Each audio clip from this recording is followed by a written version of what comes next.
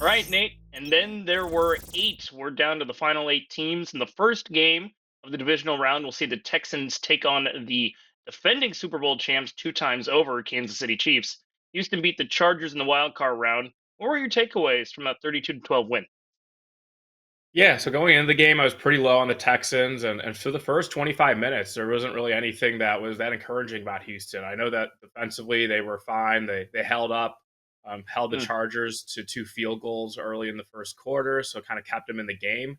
But it wasn't until that 3rd and 16 broken play that went over C.J. Stroud's head, and then Yeah. it kind of unleashed that offense, unlocked it, and opened it up.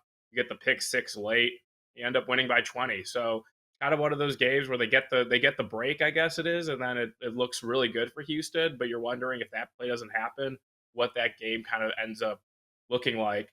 I'm still kind of unsure about the Texans offense. They do have Nico Collins, a great receiver, but it's still an offense without their other two top receivers and Steph Diggs, who's been out in a while, and then Tank Dell, who actually got hurt against the Chiefs back in December. But defensively, Houston, really good. D'Amico Ryan's a really good coach. He was an elite defensive coordinator for the 49ers, so not surprised to see the Texans defense in his second year kind of coming Mhm. and leading this team. They definitely will need to get something from CJ Stroud, especially in this round. But I do think this defense can kind of get pressure on Patrick Mahomes because the Chiefs' biggest question was their offensive tackles.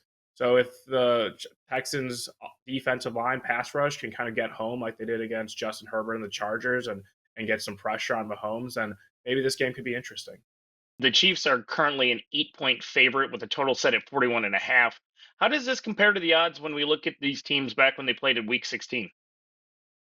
Yeah, so it's actually kind of a big difference. If you look back, it was a Saturday afternoon. I think it was played at the same time as the SMU Penn State college football playoff Hmm. game. So maybe some people were more focused on the college. At least I was. So I actually didn't really watch much of the game, but the Chiefs were favored by 3 or 3.5. It was kind of in between, depending on what book you look at.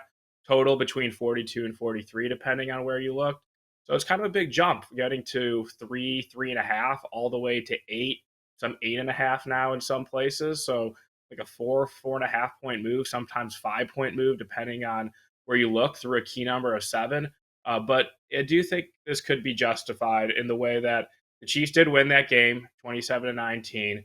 So I mean, they did look better. So I mean, you can upgrade them for that win. You can upgrade that Christmas Day win against the Pittsburgh Steelers. The Texans looked really bad on Christmas Day, so you kind of downgrade them going into the playoffs. And then I think one big factor with the line in that game was Patrick Mahomes was coming off a high ankle sprain. He sustained 6 days earlier in week 15 at the Browns. So there was a lot of questions how healthy he'd be. He turned out to be okay, but we didn't know that before the game started.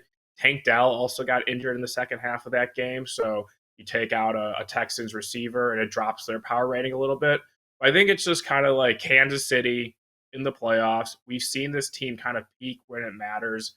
I know the regular season they had a great record, but they weren't blowing out teams. But in the playoffs, they always find a way to figure it out. So I think there's just kind of a Hmm. Kansas City tax this time of year, and it's completely justified. Plus, most of the Chiefs' key starters, Mahomes, Kelsey, etc., Chris Jones, they haven't had to play a meaningful football game since the Wednesday going into week 17 on Christmas Day. So they're fully rested. I think it's like 23 days off for Kansas City because they didn't have to play week 18 because they had the one seed wrapped up and, of course, the bye last week.